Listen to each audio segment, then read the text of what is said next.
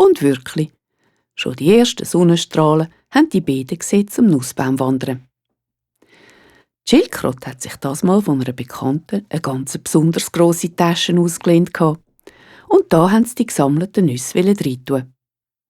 Sie haben auch einen ganzen Haufen gefunden und die Schildkröte hat jetzt gerade mal eine kleine Pause gemacht, wo man das altbekannte Rascheln in den Nest gehört hat.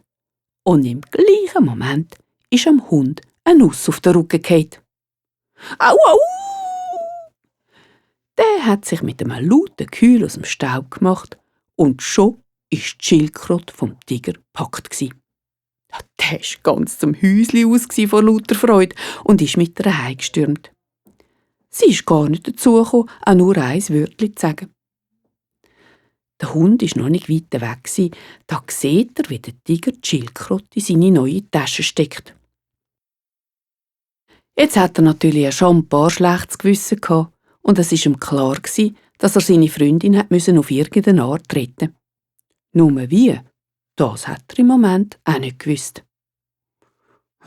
«Schallwegs bist, ich gehe zu einem Zauberer», hat er sich gesagt und sich gerade auf den Weg gemacht. Der Zauberer war zum Glück daheim und hat auch gerade einen guten Rat gewusst. Er hat lange Ketten aus Muscheln geholt und einen Haufen grosse und kleine Glocken und sonst noch Geschmäus, die gekesselt und geschädert hat.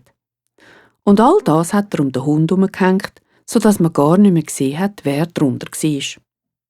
Zuletzt hat er ihm noch eine grosse Pauke umgebunden und ihm den Schlägel in die Hand gedrückt. Als er den Hund diesen Weg ausstaffiert hat, hat er zu ihm gesagt: «So, und jetzt los gut zu. Jetzt gehst du so, wie du bist, zum Fluss runter und versteckst dich dort. Es geht nicht lang, dann kommen sie Wasser holen. Ich weiss nämlich zufälligerweise, dass der Tiger einen Käs im Haus hat. Wenn du es von weitem siehst, machst du dich zum Sprung parat. Und wenn sie in der Nähe sind, gumpist los und schüttelst dich und bellst wie ein Wahnsinniger. Dann getraut sich sicher niemand, Wasser zu schöpfen und deine Freundin kann sich in Sicherheit bringen.» Der Plan hat dem Hund ausserordentlich gut gefallen und er hat sich auf den Weg gemacht. In dieser Zeit ist also der Tiger mit seiner Gefangenen daheim angekommen und die Schildkröte hat zu ihrem grossen Schrecken gehört, wie der Tiger den Boten befohlen hat, nochmal alle Freunde einzuladen und auch den Leu und den Elefant nicht zu vergessen. Der Tiger aber hat seine Gefangene sorgfältig bewacht und ist nicht einmal seinen Gästen entgegengegangen. Jetzt ist aber rausgekommen, dass kein Wasser in der Krühe war. Und so hat der Tiger seine Söhne geschickt Wasser holen. Die Schildkröte aber ist von Hand zu Hand gegeben worden. Alle wollten sie sehen.